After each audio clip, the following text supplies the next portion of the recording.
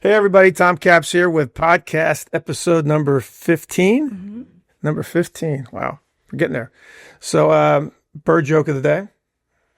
I got a little help from Rob behind the scenes here. So I'm going to make sure I laugh at it. So why do birds fly south for the winter? Why? Because it's too far to walk. Ta-da! Best dad joke. Good job, bro. Thank you. I can only have so many in my head at any given time, so sometimes I need a little help.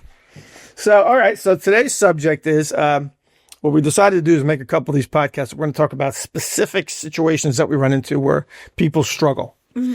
And we used to struggle with this a lot, and sometimes still do, quite frankly. But so we're going to talk about loading dock doors, warehouse doors, just doors in general. You know, there's like, people, when people walk in, doors open. Mm-hmm.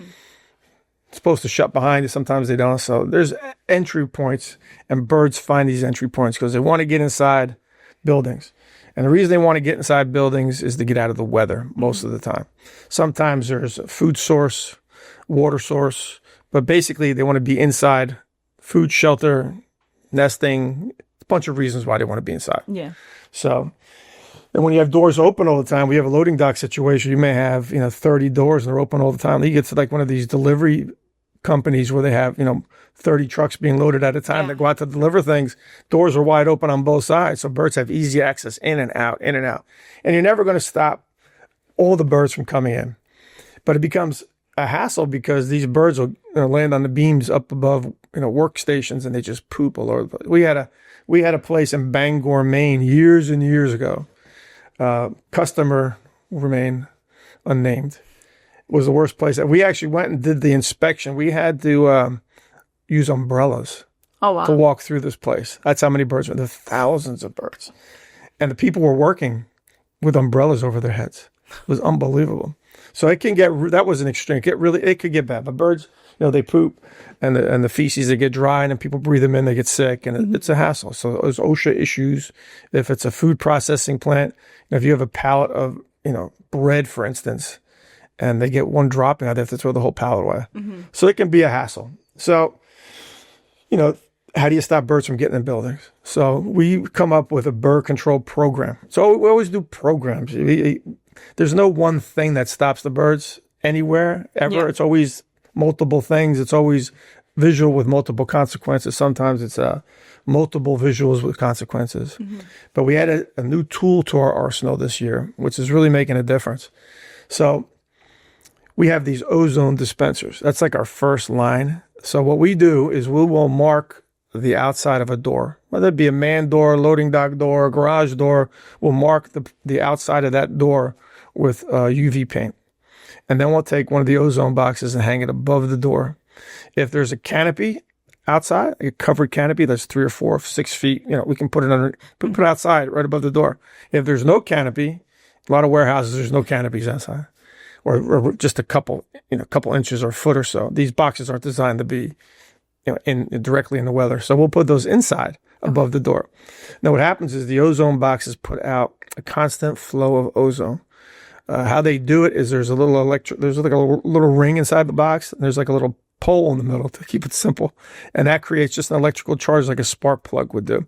And the spark is what creates the ozone. Mm-hmm. So this just puts out like a curtain of ozone. Ozone is heavier than air, so you always have to hang it up high. Okay. And then it comes down and forms this invisible wall almost of ozone that runs 24/7. And then we mark the doors on the outside and inside with UV paint using daubers. Just put little dots on there, and you can rub it in with a rag. And then the birds see the weird stuff, and they go fly through it. And every time they fly in or out, they get this breathing issue. So a bird's resting heartbeat could be 200 beats a minute. Really, really fast. And when they fly, it's 30% more. So they're really breathing heavy when they fly. And the key is when they fly through a door, it only takes a second, right? In, out, in, out, in, out. But when you have the ozone there, the wind takes it too. So sometimes what we'll do is we'll put an ozone box above the door, and maybe we'll put one 20 feet in. Mm-hmm. This way they hit it once and twice. Depends on the circumstance. But over time, what happens is the birds learn every time they fly through that door, there's severe irritation. So that's the first thing we do. Mark the doors, ozone box, and then we always go with the tank mix. Because what will happen is the tank mix, again, 8 active ingredients, has InvisiDye in it. So anything you spray looks purple. We spray 3 weeks in a row.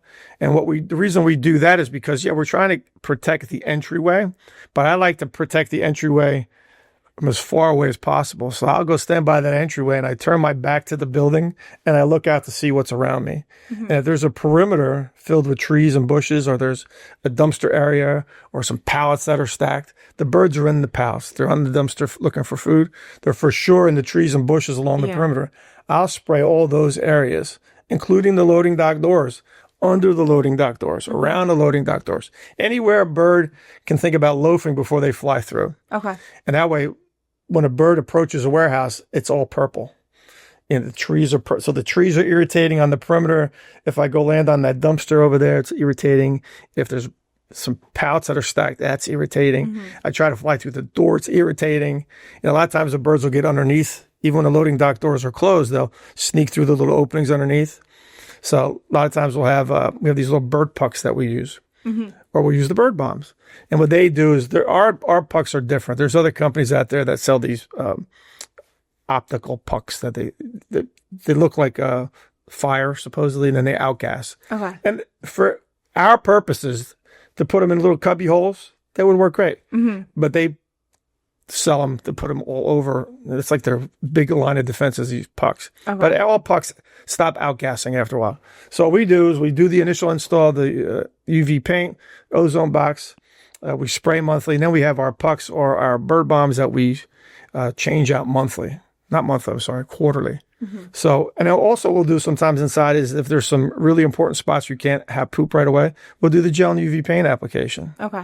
And so if there's like a workstation or there's an area where they store food ready to go out, or anywhere that you really don't want poop, we'll put gel and UV paint up. So now we're taking care of indoor spots, we're taking care of the door, we're taking care of outside spots, we're taking care of around the doors. And then what happens is if they get audited, the auditor comes in and says, well, even if there's a bird flying around, so I don't have to write you up because there's a bird in here. Yeah. We have to get your doors open all day long.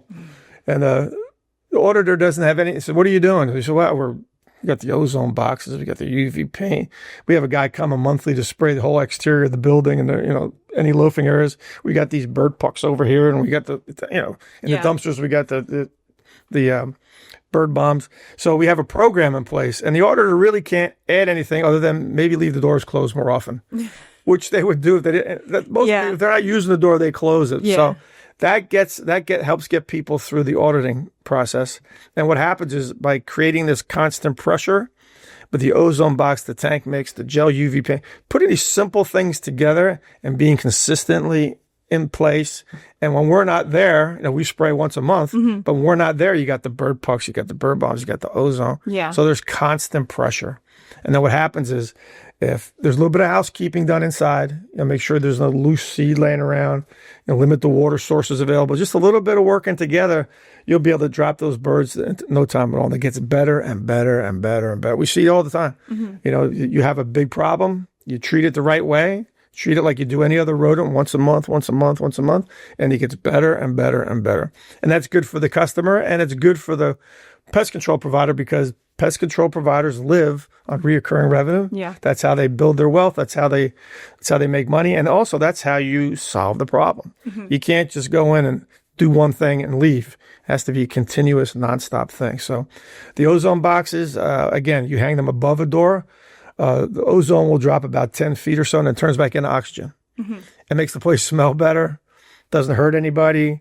The ozone that comes out of the boxes is OSHA, falls within. Safe amount. That's really, really safe. It falls within the World Health Organization limits and the OSHA limits. So it's just a great new tool. Like I said, if you hung an ozone box up all by itself, it would bother the birds, but they wouldn't understand what's happening. Yeah. So you got to use the UV paint. You got to do this. You got to do that. And it's still cheaper than throwing a big net up inside. That's what happens. I want to net the inside of this warehouse, or we want to net the canopy outside of the loading dock door that's open. It doesn't prevent the birds from getting in. So what we do is we want to keep we want to make the birds pay every time they come in or out. And we've seen it where we had one place. It was a chemical place in New Jersey. They had 2 garage doors and 2 man doors. Man doors are just doors where people walk in and out. Okay. In case you didn't know. I didn't know. Learn something new every day. Yeah, it's man door. So it makes me sound like I know what I'm talking about. But they had 2 doors, 2 garage doors. And what we did is we put an ozone box above each door, and we did UV paint, and then we sprayed. And they had about 30 birds that were flying in and out. And the birds flew in and out a couple of times. And then what happened was they got a call. The birds weren't coming out. Oh. They were stuck inside. So our pest control guy went there, forcibly chased them out, caught a few and chased them out with backpack blowers and spraying. Yeah. And then they've been bird free for over almost a year now. That's awesome. Yeah, occasionally you may get one that goes in there, but it's still way better. And they actually hired us to do another couple bigger areas where they have the same problem. So it works. It's just another tool to put in your toolbox, but that's the way of keeping birds out of warehouses and over there. I have a question for you. Sure. Why do you want things to look purple? I don't want them to look purple. Well, why do you want the birds to think it's... So you could use any color. It could be any visual. So like even the owl is a great visual.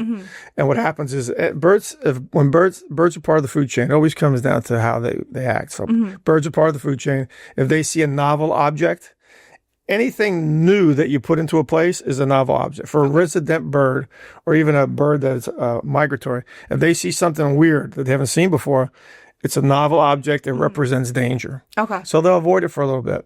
But then what happens is birds will pick, poke, and pry. Like if you put a fake owl out there, the first couple of days, owls will be 50 yards away. I'm just checking it out. But then what happens is there's always one. It gets a little closer, a little closer. Now, next thing you know, they're sitting on top of the owl because nothing bad happened. So we use the UV paint and the InvisiDye because I learned from a guy that makes duck decoys. I think it's in Wisconsin. And he was making duck decoys, and to make them more realistic, he put UV paint on them, just a little bit. Okay. And he noticed that more birds came in because the decoys looked real. But then being a guy, this is to duck a couple of these decoys in a bucket of paint, see what happens. So he really just globbed the paint on the decoys and puts them out in the field. No birds will land in the field. Wow. Because it was a novel object. Birds see UV in their everyday life. Okay. They see it in their feathers. They identify male, female. Predatory birds will actually hunt rodents by following their urine trails, which have UV in them, a different type of UV. Yeah. So they're used to UV. So when they see something UV that's really weird, it makes them take note. Okay. And then we just hit them with the ozone or the tank mix. Gotcha. And like I said, our stuff dries clear. Okay. So we're good to go. And that's how we do it. Thanks, everybody.